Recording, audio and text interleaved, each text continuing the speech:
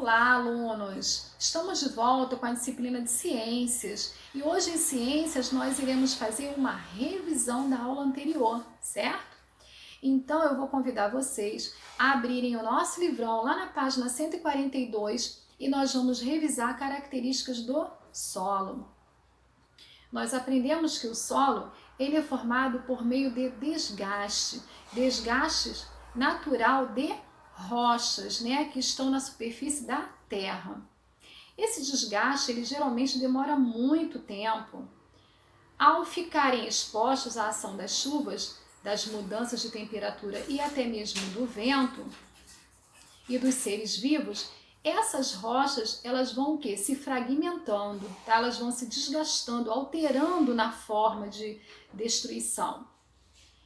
E elas vão ficando em fragmentos, em pedaços, cada vez menores, até formar o que conhecemos por solo.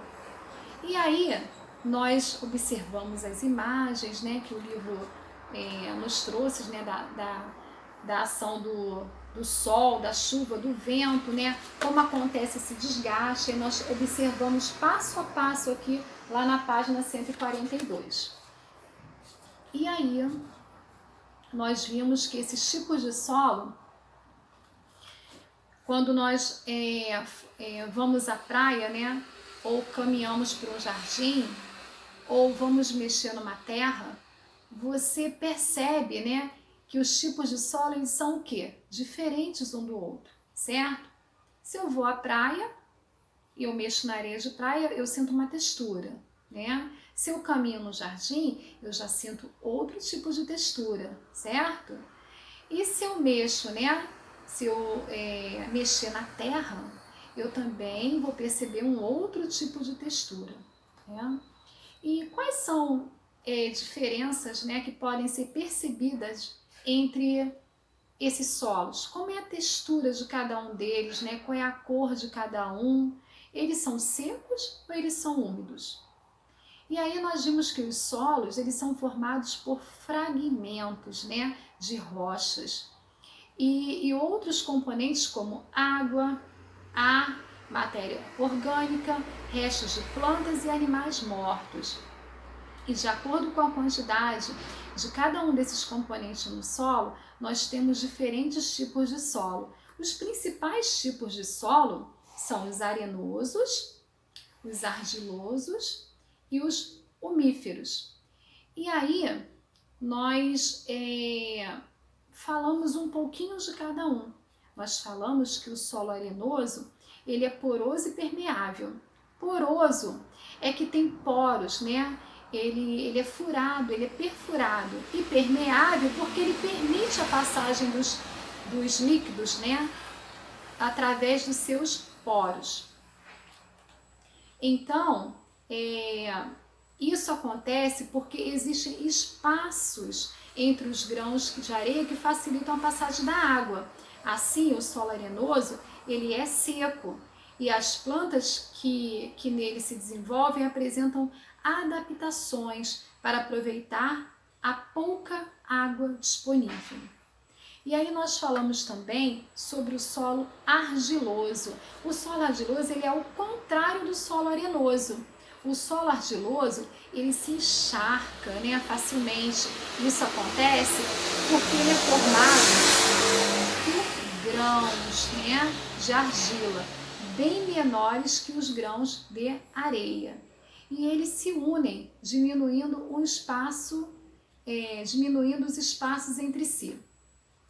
Nós vimos também o umífero, Ele contém mais humus do que os demais tipos de solo. Além disso, o solo umífero ele é considerado um tipo de solo fértil, pois mantém a água, o ar e os nutrientes em quantidades equilibradas, para que a maioria das plantas se desenvolvam, se desenvolvam ali nele. E os humus, o que são os humus? Eles são materiais compostos das fezes das minhocas e de produtos de decomposição de corpos de seres vivos. E aí o livro nos traz, né, uma imagem para cada tipo de solo, né, como no arenoso, né, nós vimos algumas plantas, né, que são adaptadas, e mostra também a escassez de água, né. No argiloso, nós vimos o solo argiloso que forma as poças de água, né? Lembra que eu falei que eles se encharcam facilmente? E vimos o umífero, né? Que mostra as imagens das minhocas, né? As minhocas, elas produzem o humus, né? O humus é esse material composto de quê? De fezes de minhoca. Então, para cada tipo de solo, nós observamos uma imagem que nos ajuda a entender, né, esses tipos de solo no nosso planeta. Então vamos lá, nós falamos também sobre esses tipos de solo, nós falamos sobre os seres vivos que habitam nele, né? Muitos seres vivos dependem direta e indiretamente do solo. E nós vimos lá na página 147, nós vimos as plantas, né? As plantas não, vimos a planta e as raízes dela fixada no solo, né? E lá, nessa fixação do solo, elas retiram o que para se alimentarem? Elas retiram parte dos nutrientes necessários para a sobrevivência dela, ou delas, né? E muitos animais também dependem diretamente do solo aonde eles se abrigam. Exemplos, né, que o livro nos traz são as formigas, as minhocas e também as toupeiras. E o livro também nos trouxe as imagens, né? Esses animais também sobrevivem, né, de tudo que é encontrado ali no solo para eles. Vamos lá, na página 149, nós falamos sobre os micro-organismos, né? Micro-organismos. E daí nós vimos que isso pode ser visto através do microscópio, né, que é o aparelho, né, que a gente consegue enxergar a imagem um pouco maior. E aí o livro nos traz alguns exemplos, que são os vírus, as algas, as bactérias, os fungos e os protistas.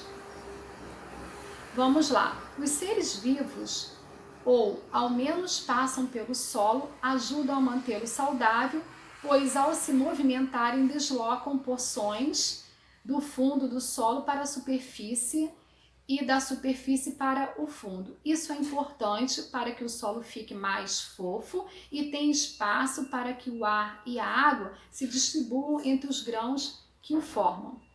Além disso, muitos seres liberam fezes no solo, que se misturam, né, a ele, deixando ele o quê? Mais fértil. E, consequentemente, ele fica melhor para o desenvolvimento das plantas. Os seres humanos, eles constroem suas moradias sobre o solo e retiram dele uma parte da sua alimentação. Embora seja possível observar muitos seres vivos no solo, a maioria dos seres vivos não tem solo como abrigo. Seres vivos não têm solo como abrigo, é microscópica. E é isso que eu falei, né? São os seres vivos que eles não conseguem ser observados, né? Sem o uso do aparelho microscópio. Isso significa que eles só podem ser vistos com o auxílio do equipamento que contém lentes de aumento, como os microscópios. Os principais seres que pertencem a esse grupo são os fungos e as bactérias, responsáveis pela reciclagem de material no nosso meio ambiente. E daí nós, né, concluímos a nossa revisão falando sobre essa importância, né, a importância que as minhocas, né, têm para a aeração, né, e a fertilidade do solo, né, a importância que ela nos traz, né, para fertilizar o nosso solo. Bom, nós aprendemos, né, que no solo, né, que os micro-organismos os micro-organismos presentes nos solos, eles existem, né? Como os fungos e as bactérias que realizam a decomposição da matéria orgânica. E aí eles devolvem ao solo os nutrientes necessários para esse desenvolvimento de outras plantas, né? Existem alguns representantes macroscópicos de fungos, como os cogumelos, e, se possível, outros também, né? Então, assim, daí a gente aprende, né, que a importância dessa fertilidade. Quanto mais fértil o solo, mais saudável o nosso solo fica, né? Fica mais cuidado, né? Mais saudável, mais representativo, né? Em nosso meio ambiente, certo? Então, nós terminamos aqui, né, a nossa revisão, né, sobre o solo e sobre a sobrevivência, né, desses animais no solo, como nos mostra aqui, né, os tipos de solo na abertura do livro, né, e como acontece o desenvolvimento através de uma boa fertilidade, o solo fértil, né? E o solo bem cuidado, bem tratado, para contribuir, né, uma qualidade de vida melhor para o nosso planeta. Então, espero que vocês tenham compreendido melhor o estudo revisado da aula anterior e até já. Um beijo!